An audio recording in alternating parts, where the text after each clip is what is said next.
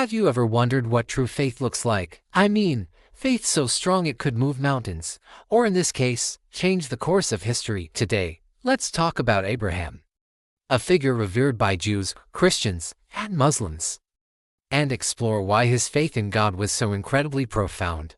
It all started when God called Abraham, then known as Abram, to leave everything he knew, his home, his family, his entire world, and go to a new land that God would show him.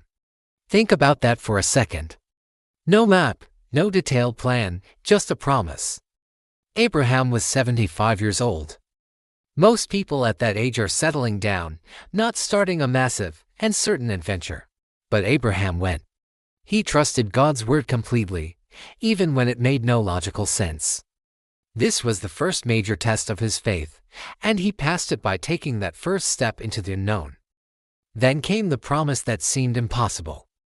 God told Abraham he would have a son and that his descendants would be as numerous as the stars in the sky.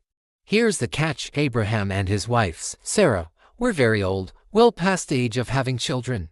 4 years. They waited. Imagine the doubt that could creep in. The whispers of, is this ever going to happen? Yet Abraham held onto that promise. He believed God, and eventually, Isaac was born. This shows us that Abraham's faith wasn't a one-time event. It was a continuous trust, even during long periods of waiting and uncertainty.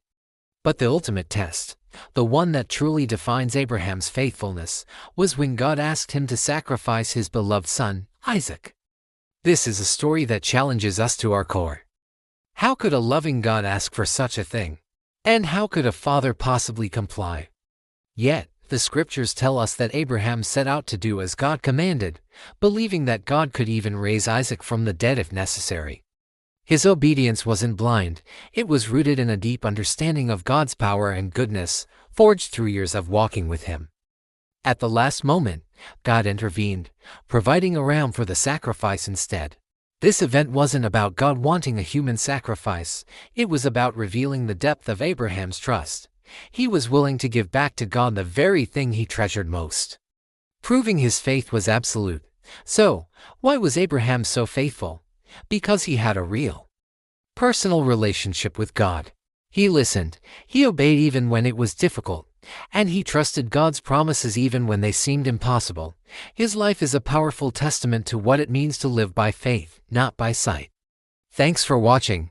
If this story inspires you, hit that like button and subscribe for more content that explores the depths of faith. See you next time.